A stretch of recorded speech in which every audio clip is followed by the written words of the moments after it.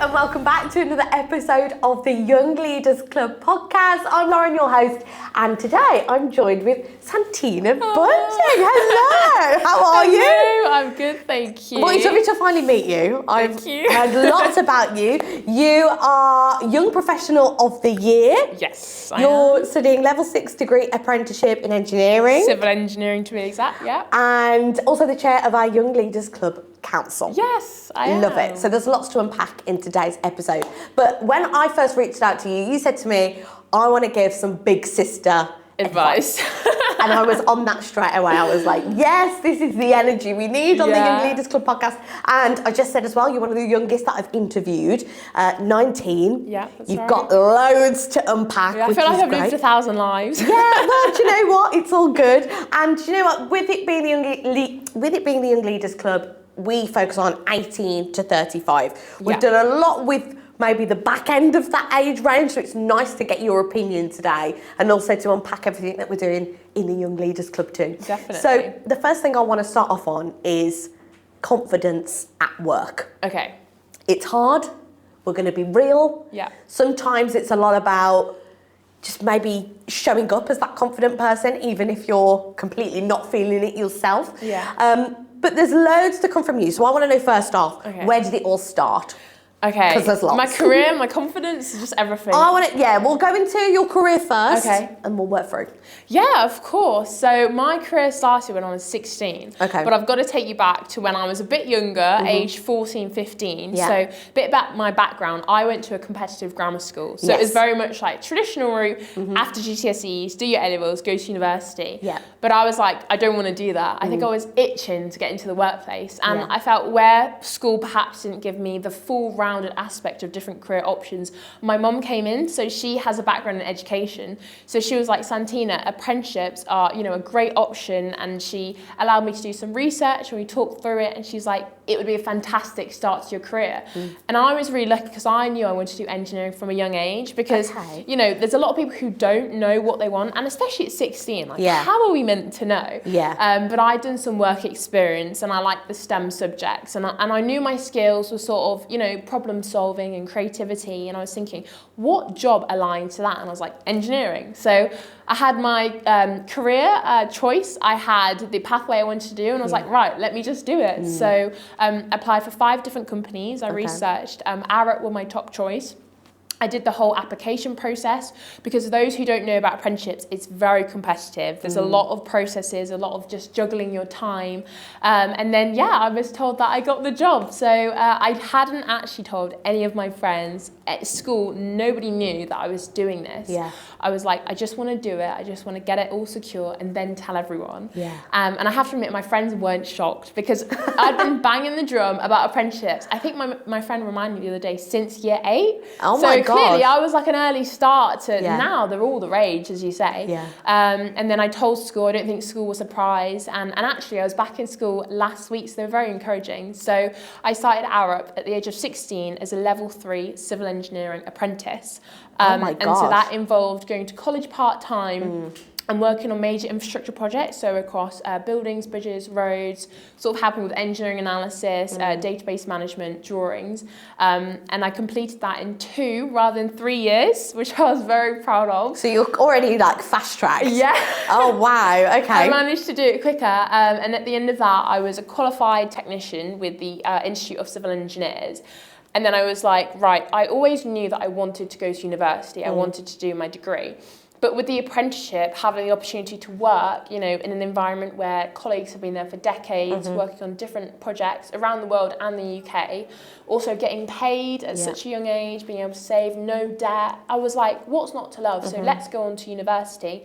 And so now currently I'm in my 2nd year of Warwick University. Oh my God. So let's go. No, I think it's great that you kind of knew that you wanted to do that early on, because obviously, like you said, it doesn't happen for everybody. No.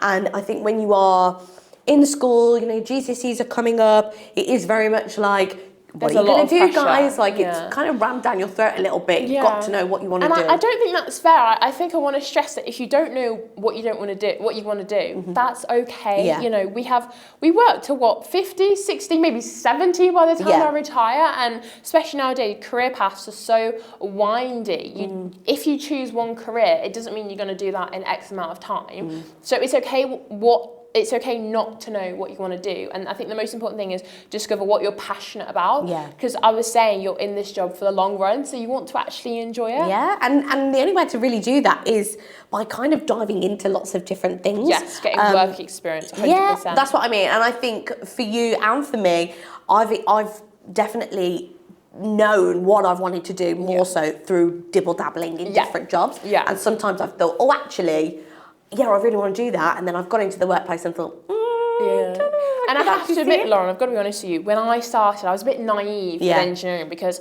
I thought I knew what it was. I did not have a clue. Yeah, I bet it's quite complex. It's so broad. There's so many like sub-teams within this umbrella of civil engineering. And I've got really lucky that the team I'm in, specifically ground engineering, I really enjoy it. And I think it's the best team out there. Yeah. Because you get to work on all different types of projects, but you know, that's why it's so important to do your research and don't just take things at face value. Like, you know, if you say you want to do finance, okay, what do you actually want to do in finance? It's so broad. And you do need to research into all those different 100%. areas.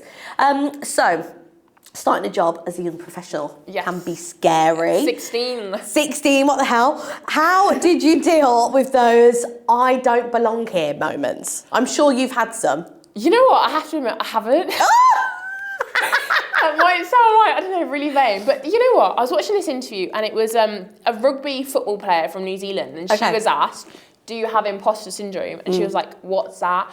And I actually think a lot of the time women get asked this question, do you feel like you belong? You know, have you ever had imposter syndrome? And men don't really get asked that. And I think it's unfair because I'm thinking, I've worked really hard to get here. Like, why would I feel like I don't belong? Yeah. And actually, I think it's such an important topic that needs to be talked about. So at work, I'm the early career rep. So I organised a whole topic about imposter syndrome. I got some of our associate directors on board to talk about it because it is a very real thing. And a lot of people do go through it, and especially when you work in big corporate companies like Arup, you know, we're one of the blue chip engineering firms, even though you do have, you know, the credentials, it's like, right, okay, I'm surrounded by all these engineers, what am I doing? But the thing I want to stress to people is you've worked hard for a reason. Yeah. You've got into this room because of your talents, because of your credentials, because people have seen something in you, and you've got to believe and carry that forward in everything that you do. So, you know, starting work at 16, yes, it was a big step in terms of environment, but actually for me, I'm quite lucky. I've always been a chatty, bubbly person, and at school, for example, I was friends with everyone. Like I could walk down a corridor and literally stop every 5 minutes because I was talking to people, and my friends used to get sick and tired of me. But I just took that sort of chattiness and personality into the workplace, and I was like, right, this is a perfect opportunity for me to talk to everyone, from the cleaners to the directors, the engineers. I talk to everyone the same thing, and I think me bringing that, I guess, youthful energy into the workplace, it has had a difference on my team and an impact, and you know, I definitely think that it's made a difference. Yeah, we need more of that. Yeah, and so I really want people just to believe in themselves and just think, I'm here for a reason, let's just inject my personality and see where that will get me. That is really nice, though, to be honest, to hear you say, I've never had a moment where I've thought, oh, actually, I don't belong here. Yeah. I think maybe more so with, have you ever been in a situation where you felt, I'm a little bit out of my depth? Maybe I'm in a position where am I got to show up now and talk as though I know this and this when I'm kind of at the beginning still? Yeah, I think it's more, you know, as an apprentice or a lot of people starting a job, you come into it knowing some things, but you don't know everything. Yeah. And especially at the age of 16, I've come from school. What do I know apart from the curriculum that has been taught? Yeah. But I think it's just me having the understanding that I don't know everything, and that's okay. And also the team being supportive comes into play massively here. And And I do think it is a bit of a look with what team you're placed in. But I was so lucky. The team that I was in, especially my immediate team, there's about 6 people. There's a core, strong female group. And I felt like I was coming in. They were understanding that, look, she doesn't know much, but we're going to give her the time to train her to learn. And that's what it really is. As apprentices, we need people to give us their time to be able to put that energy in to develop us. And then we'll be able to, you know, increase our knowledge, increase our competency. So yeah, there are times of handling work and I was like, what on earth is this? But like within myself, I know that, right, I'm going to try it, and then I'm going to ask other people, because I'm not going to sit here the whole week and just not do anything. And because the thing is with me, I'm so eager to learn. Like I really want to learn a lot, and I think if you come into an apprenticeship, you're that type of person. Otherwise, you wouldn't have chosen it as an option. Of course. So yeah, I think it's being honest with yourself, being like, I don't know everything. That's completely fine, and everyone else knows that. It's fine. That's why you're hired. Because they see your potential, and 100%. That's what it's always about. You have to. People hire you because of your potential, and so they know that I can be trained up to be a good engineer. So insightful already, which is great. We're only like maybe 7 minutes in. I'm soaking it all up. I love it. But obviously, you know, you're talking like it's okay to not know everything. 100%. It's good that you're confident, bubbly. Obviously, there are some personality types where going into that environment, maybe people would feel slightly more, this is really daunting. So how do you think young professionals can speak up in meetings, speak up to their peers, speak up to their colleagues, and have that confidence come through, shine through, even if they're not feeling it? What would your advice be? I think just put yourself out there, and I know it really is easier said than done, especially if you're a more shy, introverted person. But it's like, it's good to identify a weakness and then actively work on it. So if you know you're a bit shy, you don't have to start with a big goal, like speaking in front of everyone. Set yourself little goals. And actually, we did a presentation recently to our early careers about goal setting and how that's really useful. And I think, especially for young people, that is a really good tangible way of writing down actions and sort of holding yourself accountable and being like, okay, I know I've started, I know I'm a bit nervous, but I'm going to schedule maybe one coffee chat a week with someone from my team to introduce myself and slowly integrate, because I think some people think it has to be a fast process. And don't they say, I think they say it takes 6 months to settle into a new job or a new environment. And it's not a quick thing. And so, but I think slowly putting yourself out there and just saying to yourself, I've just got to push myself a little bit, because, you know, when you push yourself, that you do get in uncomfortable situations, but that's how you learn, that's how you grow. 100%. So I think the main thing I'd say to people is goal setting and using that, you know, you can use it for any aspect of your life, personal, work, but that's really important, and writing it down and visualising it. Yeah, and I think the thought of going and meeting up for a coffee with someone who you don't know, like, I'm quite a confident person, but sometimes if I've been told that advice, I thought, oh gosh, you know, no one's going to meet up for a coffee with me. And until you actually put the feelers out there, I think you're surprised at who actually offers their time to you. And that actually going for a coffee with someone isn't all that daunting. And I think the more times you do it, the more confident you become with that anyway. I think it is that initial thought of feeling like, oh, I'm an inconvenience. No one wants to give me their time, you know? Think for early careers, it's your thoughts. That's you are your own biggest hindrance, I think, unfortunately.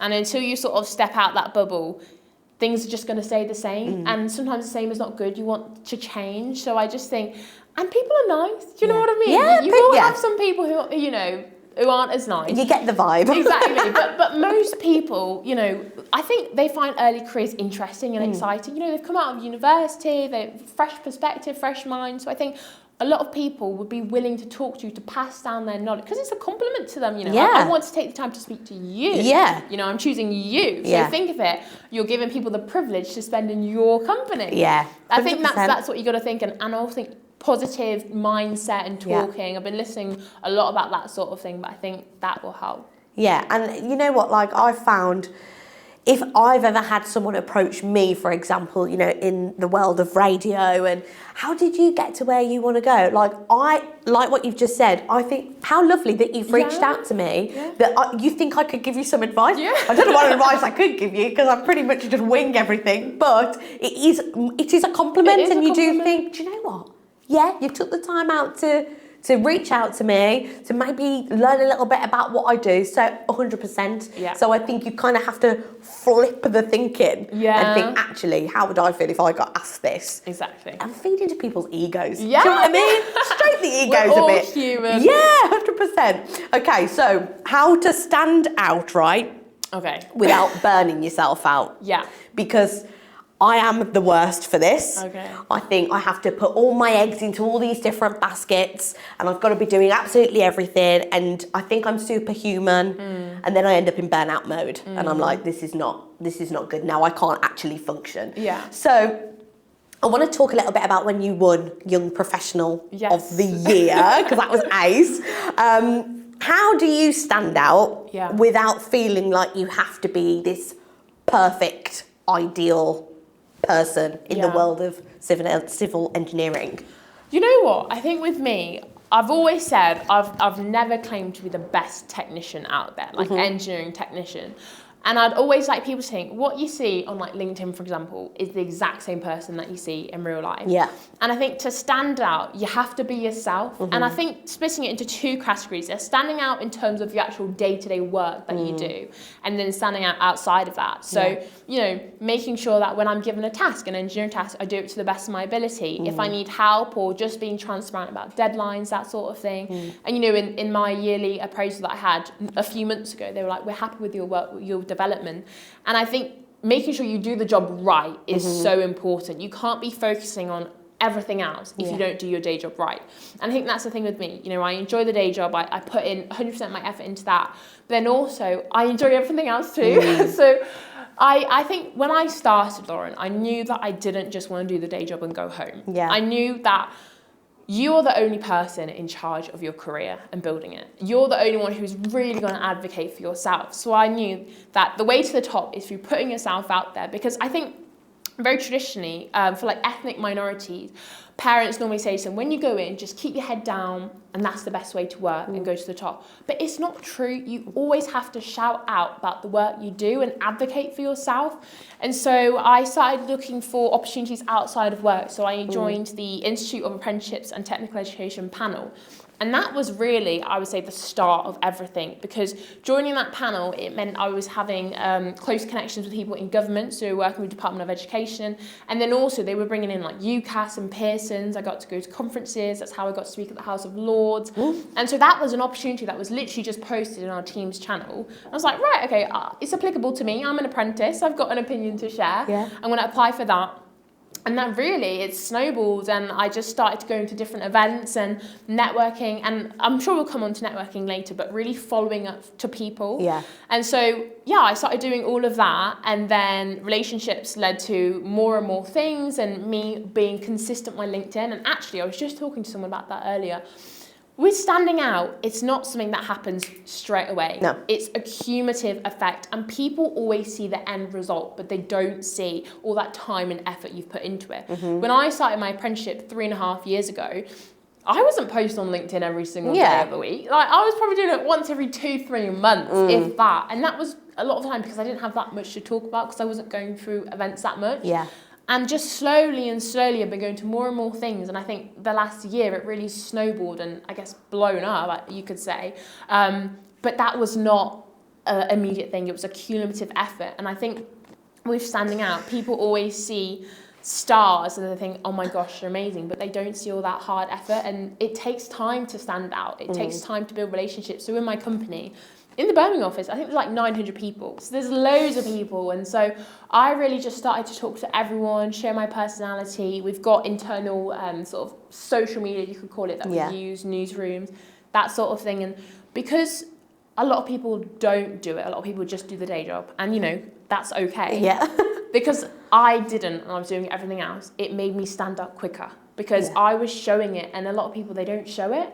And so, yeah, that's how people started to know me. I've met like the CEO of our company, opportunities. For example, I'm now working in the global internal comms and marketing team because I've been able to build up my personal brand outside and inside, and they've been able to see the value that I can add. So I look at it two ways: standing out internally within your company and growing your brand, and how you can do that externally. And what do you want people to know you for? I think for me, I want to be known as an advocate for apprentices, for early careers, a role model that others can look up to, and someone who's just an aspiring leader, you know, a future leader, and a generally nice person. So yeah, and I think that does stand out above lots of other things, you know, because you could be this really impressive person, but not a very nice person. And it's all about connecting with people and all about working collaboratively with other people. Businesses are built off the back of people. Yeah. People is what matters. And at the heart of it, yes, your technical skills are so important. Yeah. Like, I'm aspiring to be a chartered engineer, and with my degree, it's an incorporated engineer. But it's like people who also help me get to where I want to be. And so that's why I think being personable and giving people the time, like I was saying to someone just earlier today, with me, I have a genuine interest in others. That's why I ask so many questions, because I want to know about your job, your life, your hobbies, all that sort of stuff.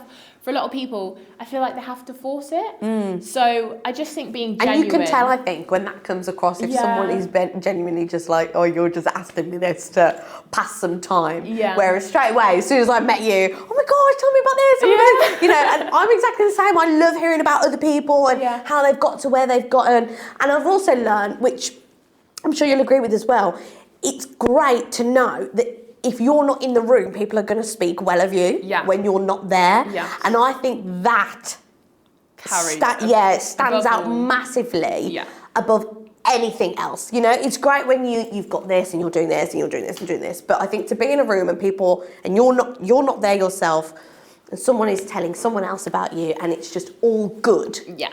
That, I think, do you know what? I've done all right there. I've hit the nail on the head, you know? So it's true.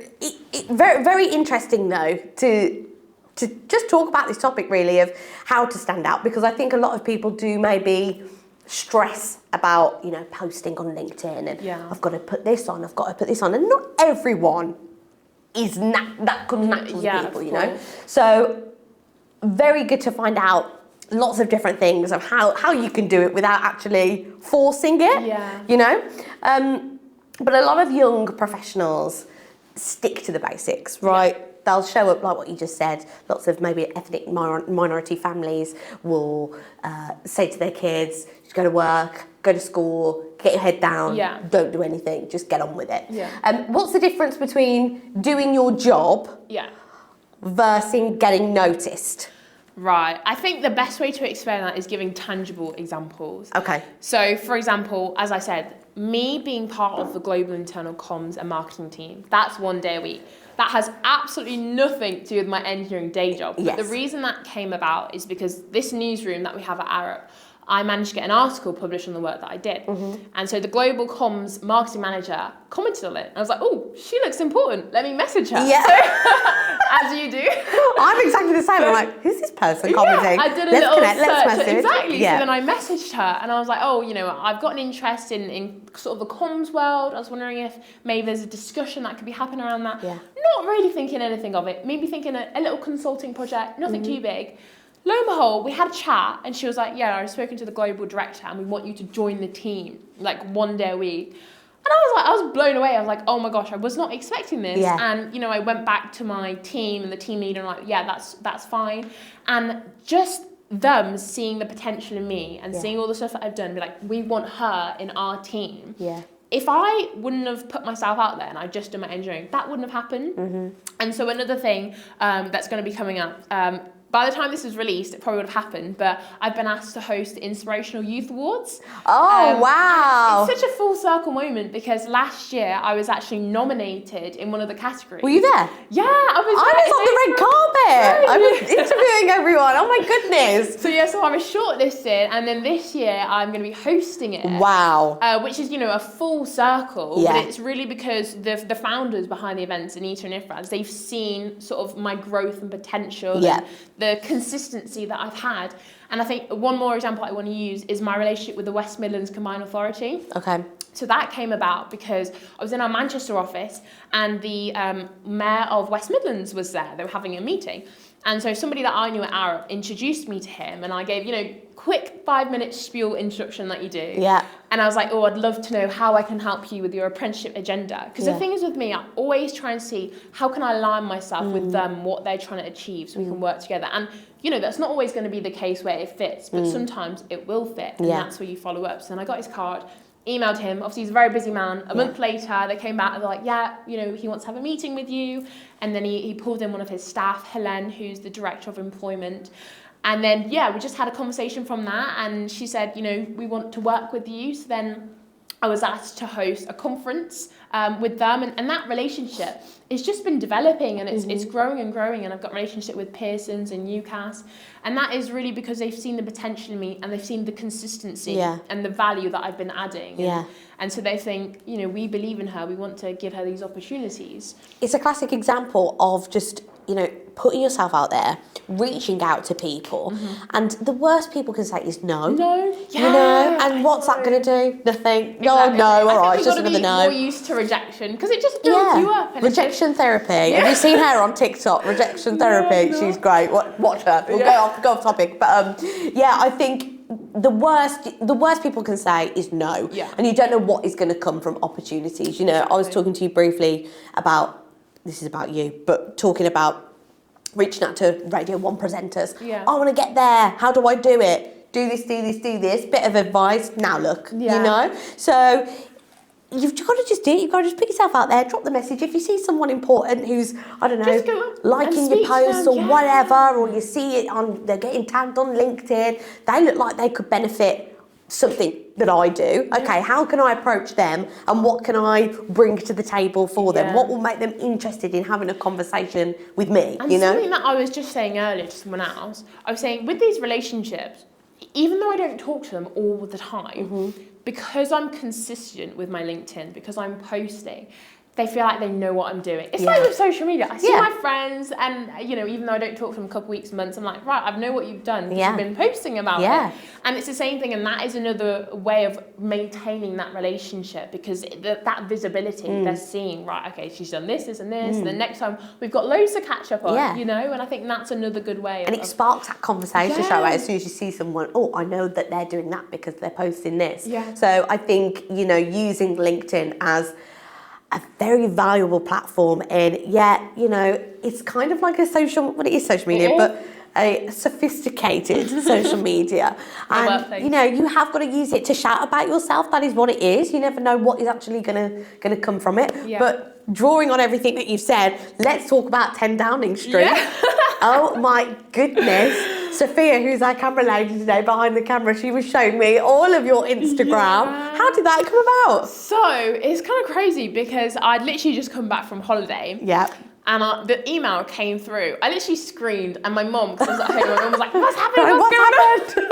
And I was like, I've just got this invitation. It says, the Prime Minister invites Santina Bunting to an International Women's Day reception at 10 Downing Street. I was thinking, what? I don't think spam emails. Because work are always doing these like phishing emails. And I was like, oh my God, this might be spam. But then I RSVP'd and it came back with like the official email, and I was like, oh my God, I've made it. That's like I've made it literally. But, you know, like I'm so blessed for all the opportunities that I've had. And I've worked hard for it. But at 19, to say I've been invited to Buckingham Palace for the King's Summer Garden Party. Oh my God.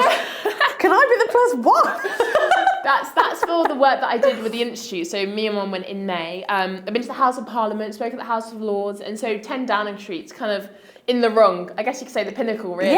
And so I went along and I asked one of the A's, like, oh, do you know how I got invited? And they were saying, well, everyone here was nominated.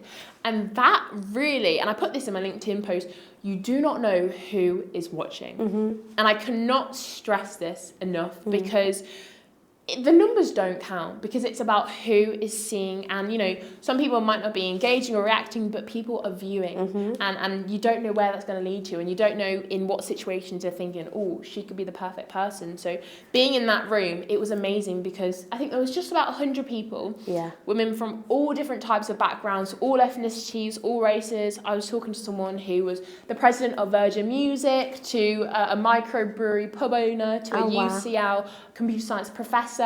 So many range of people. But it was just so inspirational that we were all together, we were all championing women and just, you know, growth and development and what we contribute to the world and society. And and to be so young is just a testament to the work that I've been doing. Of course. And that's what I want to say to people. Just keep believing in yourself and keep doing what you're doing, because it will pay dividends in the end. It's like, you know, we put our money into the bank, it will pay off in the end. And put an investment into your future and it will pay off, because as I said, I'm still so young in my career, and I think that's why I'm so excited to see where's it all going to go. You know, what's going to happen in the future. It's exciting. Hopefully international, fingers crossed. I'm sure you will. But you got asked, was it then you got selected from? It must have been. It was a nomination, so I guess I don't know how it works. So then, when you got to 10 Downing Street, I had my. They then selected you to go and meet. No. So everyone who had arrived had got the email. So I had the email invite. I had my driver's license. Got through the gates. Went in. There was about 5 of us who were sort of talking, and then Deputy Prime Minister came over. Just chatted with her. She was very down to earth. Nice. And then her and the Chancellor gave a speech. And then a bit more chatting, mingling, and then Keir Starmer obviously came in. And it was a great moment. So one of the aides pulled me aside, and they were saying, we want you to be, you know, one of the group of people who actually talk to him and get the opportunity. So I was kind of positioned strategically, so that when he had finished his speech, I would get the opportunity to, you know, introduce myself. Although everyone flocked to him, so it was probably about 3 minutes, 2-3 minutes, just a quick spiel. And then he was on to the next person. But amazing. Just to even be in the room, it really was amazing. And that will be something that I'm sure you'll take with you forever. Like, how cool is that? Definitely. But like you said, you've done so much outside of your job, you know, lots of different things, public speaking, networking, mentoring. Why is doing more than the bare minimum so important? But I want to maybe aim this a little bit more towards, you know, the Young Leaders Club, for example, and networking. Yeah, definitely. I think it's also down to my personality as well. And personality plays a huge part on the choices that you make, the things you do. And I've always been such a bubbly, extroverted person. I'm like my mom. My mom's exactly the same. That's probably why I am. And so I just knew I just didn't want to do the day job, because for me, that's not enough. I know that I can contribute so much more and have an impact on so many other people's lives. And just as we come back to being a role model, being an inspiration, which I think is what led me to want to be the chair of the Young Leaders Council. And when Jamil, he asked me, I was like, of course I want to do this opportunity, because, you know, it's nice to give back. And I think especially with the Young Leaders Club, having this council means that it's actually impacted by young voices. I think that sometimes people set up initiatives for a certain demographic, but then they don't actually consult and ask the demographic, what do you want? And on this council, we've got people who are apprentices, who are working, who are at university, someone's at college. So we have all different ranges from all different backgrounds. And having that visibility and voice to different perspectives is so important, because we're not all the same. We all want different needs. And I think with the Young Leaders Council, having that broader age, that range, we understand that some people will be just at the start of the career, some people will be at the mid-career, and that's why we're really in discussion to develop it and to make it the best possible free program that it can be. I think it's really good, and I think definitely having someone like you chair it, you know, because you are so personable, you are so friendly, and, you know, to be someone in a position who is maybe like, I don't know what to do next. I don't know what route I should go down. Maybe someone's questioning their career and they want to change. I think to have you as the chair and to be, you know, kind of going through these discussions with everybody else on the council, the advisory board, you know, it just makes it that little bit more, it's not actually a scary thing. Because I think when you look at it from the outside perspective, you know, someone who is, for me, I'm not in the business world, I'm not in the corporate world, and I think it can be a daunting thing when it comes to, you know, career and networking, and if it's something that you have never done before. 100%. But, you know, if I was fresh into it and I was in a meeting with you, or I just come across you, I'd be like, I feel so much more relaxed and chilled. And actually, all these people are normal. Yeah. You know? Yeah. Because I think LinkedIn and things like that, it can be painted out to be... glamorise a lot. Yeah. A lot of and things. everyone's professionals, and you know, and we are. Yeah. But equally, like, we are just normal people. And you can just come and have a chat to us. And something we were saying off camera, off mic, I was saying that everything that I do, it's nothing to do with my apprenticeship. Yeah. All the extracurriculars is just an add-on. And I was saying to you, Lauren, how I went back to school and I was talking through my apprenticeship, my actual day-to-day job, and then all the other stuff that I do. And at the end, I was like, all of this on the board is nothing to do with my apprenticeship. When I started, that was not in the job description. These are opportunities that I've created because I've gone out and done something different. And so on LinkedIn, that is really what you see. You see the definition, the end result of the hard work and the networking and all of that sort of stuff. Yeah. And you don't really see my day-to-day job. So maybe I should share my day-to-day job more. Yeah. Sometimes there's confidential things, obviously, that there's stuff that you can't and cannot share. But yeah, I just really want to show people that there's opportunities out there. 100%. You can chase. So if someone is listening to this podcast and thinking, I don't have time for all of that, because don't get me wrong, it's a lot, and and I'm managing university as well. University, and you know, it can be a lot, and we go back to the tackling things and feeling burnt out and you know, managing your time effectively. What do you think is one small thing that people can do to level up? Oh my gosh. The big sister advice is pulling through. I should have needed some thinking time before.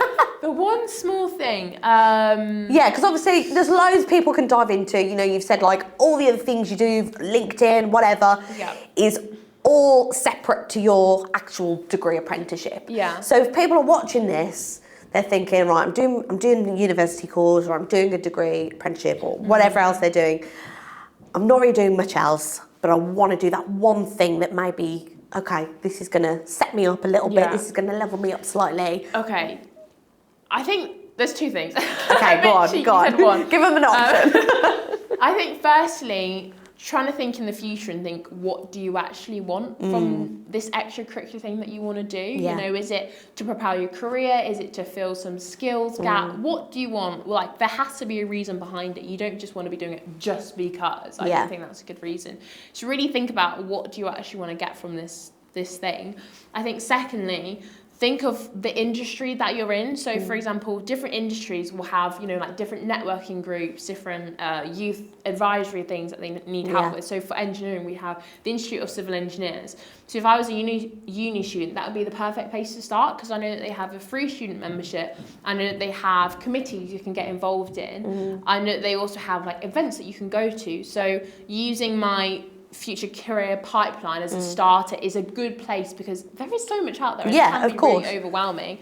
So thinking about the sector that you want to do and doing research into what is that sector doing in that city, and are those activities free and things that you can just freely go along to and sort of start out. Hopefully that's a good piece of advice. Yeah, of course, 100%. So if you could go back to your first day in the workplace. Yes, it was kind of just after COVID, so not many people around. Yeah.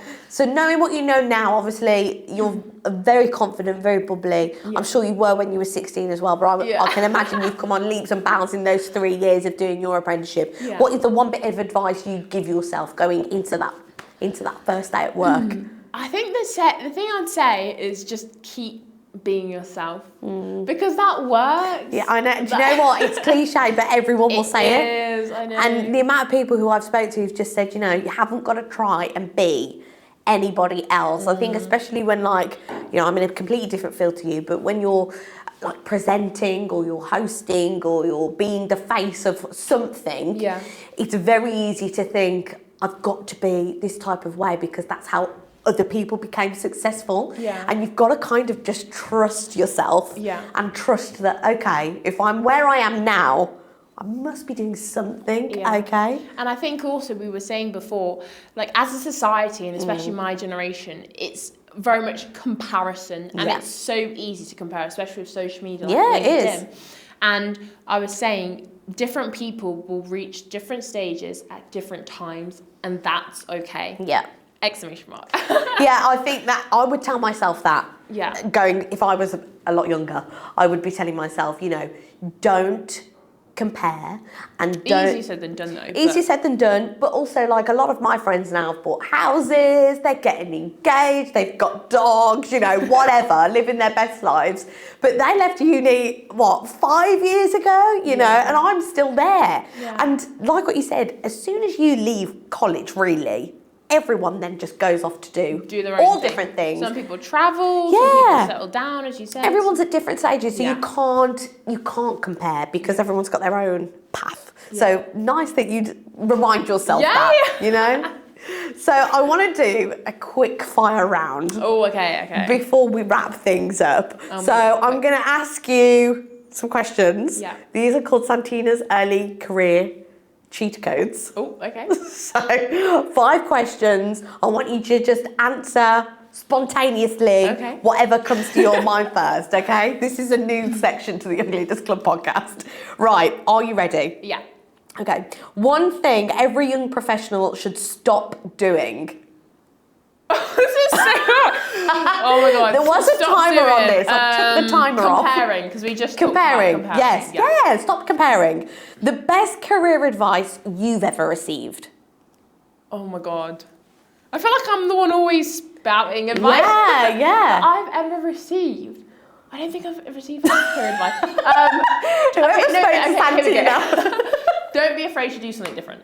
Okay, Because I did my apprenticeship and it was different. Not the traditional. Who told you that? I don't know. I'm just kind of made that. I feel like somebody at one point did tell me that. Someone has probably told you. Yeah, I just can't remember. I remember actually. Yeah.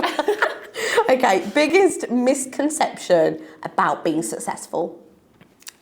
That it's easy? I don't know. Yeah. It's a combination of a lot of hard work. Yeah, and I think like what you said about being on LinkedIn as well, you see that like finished result, you see like the highlights, you see the best bits. Success is not instant. See, motivational, inspirational, I love it. Okay, your go-to confidence booster?